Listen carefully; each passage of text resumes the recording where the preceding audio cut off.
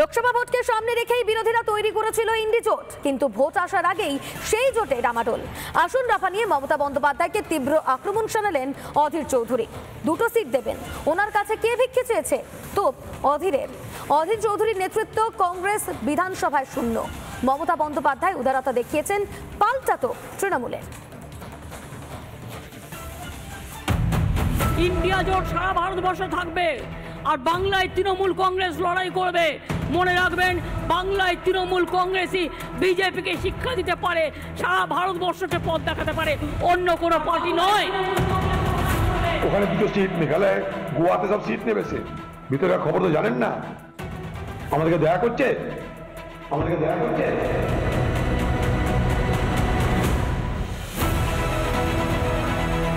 ঘটা করে ঢাক ঢোল পিটিয়ে ঘোষণা হয়েছিল ইন্ডি জোটের, কিন্তু শুরু থেকে সেই জোটে ডামাডোল অব্যাহত। এবার ইন্ডি জোটে আরও জটিলতা। আসন দফা নিয়ে মমতা বন্দ্যোপাধ্যায়কে কড়া আক্রমণ শানালেন অধীর চৌধুরী। মমতা ব্যানার্জি বলছে যে কংগ্রেসের দুটো সিট, কি দুটো সিট দিবে? ওকে তো হারিয়ে দুটো সিট দিয়েছি আমরা। তোমাকে যে কি দয়া নেবো দুটো আসনের জন্য?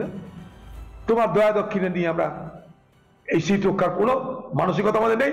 আমরা প্রত্যাখ্যান করছি এরকম। আমাদের দুটো সিট দিয়ে সে আসামের 4টে সিট নেবে, ওখানে দুটো সিট, মেঘালয় গোয়াতে সব সিট নেবে। সে ভিতরে খবর তো জানেন না, আমাদেরকে দয়া করছে। আমরা লড়বো। টিএমসিতে দুর্নীতির ক্যান্সার সারানো আর সম্ভব নয়। আগেই তো দেখেছিলেন অধীর চৌধুরী, আর এবার সরাসরি মমতা বন্দ্যোপাধ্যায়কে আক্রমণ। আজকে অধীরবাবুর নেতৃত্বাধীন প্রদেশ কংগ্রেস কমিটি পশ্চিমবঙ্গে বিধানসভায় শূন্য। সিপিএম এর সাথে হাত মিলিয়েও একটা আসন তারা জিততে পারেনি। মমতা বন্দ্যোপাধ্যায় সার্বিক উদারতা দেখিয়ে দেশের মানুষের স্বার্থে, ইন্ডিয়া অ্যালায়েন্সের স্বার্থে তিনি এই কথা বলেছিলেন। অধীরবাবু মাথায় রাখা উচিত, তার নিজের লোকসভা কেন্দ্রে 7টা বিধানসভার মধ্যে 2021-এ তিনি একটা বিধানসভা কেন্দ্রেও জিততে পারেননি।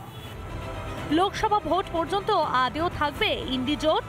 জোট যদিও বা থাকে, তবে ইন্ডি জোটের শেষ অবধি থাকবে কারা?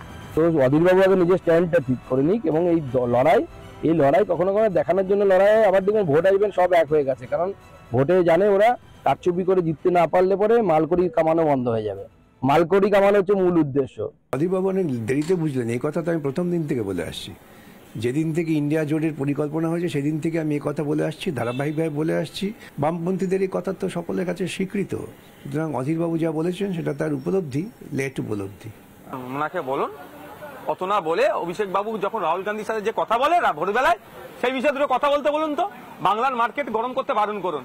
চুপি চুপি দিল্লিতে গিয়ে এক জায়গায় বসে চা খাচ্ছেন আর বাংলার মানুষকে বোকা বানাচ্ছে নাকি?